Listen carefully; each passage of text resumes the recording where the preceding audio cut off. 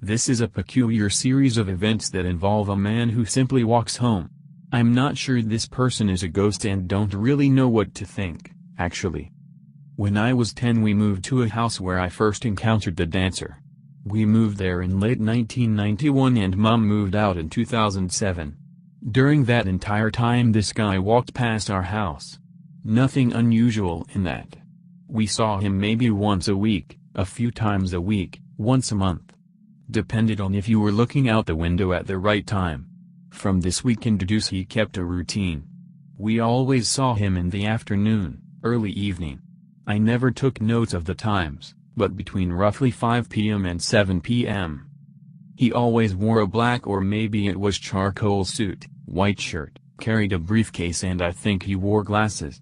He was kind of short, maybe 5 feet 4 inches or something, his hair was sandy blonde and thick. Also, he had a very brisk walk, he was quick and his pace never seemed to alter. His consistent walking pace was the most distinguishing thing about him.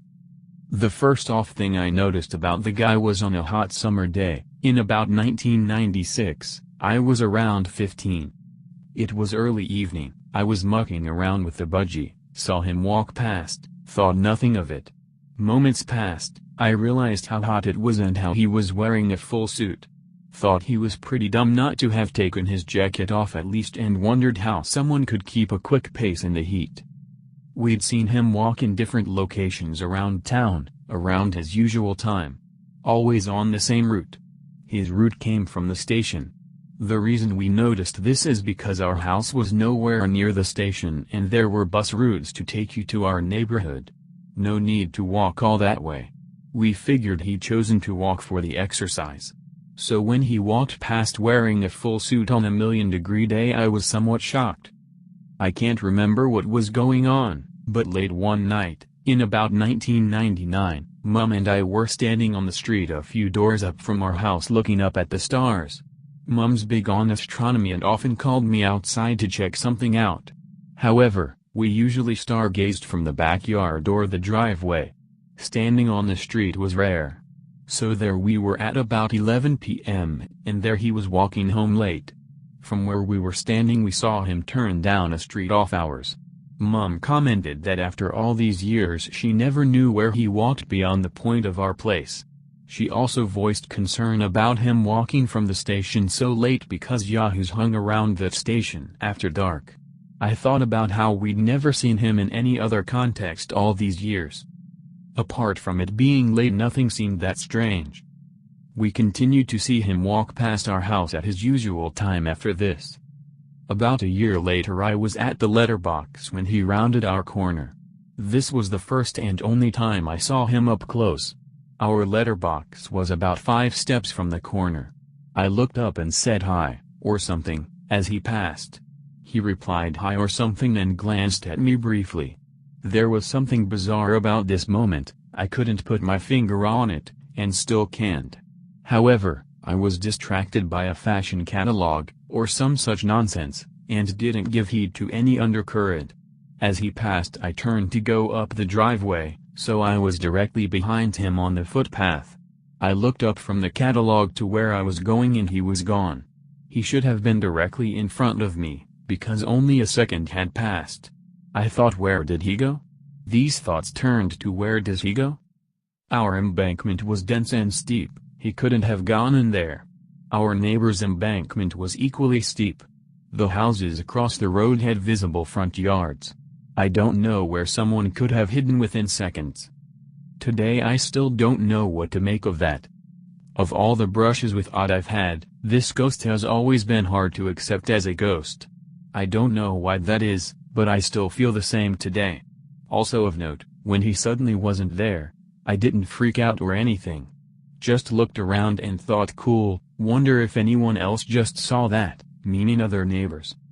Since that day we continued to see him pass our house, as well as in various points around the route from the station to our neck of the woods. He always walked briskly, always wore the same attire. As the years went on I became aware his fashion never changed and he never aged. But that doesn't prove he's a ghost either. Oddly enough I remember the first time I saw him quite vividly. It wasn't long after we'd moved in, way back in 1991.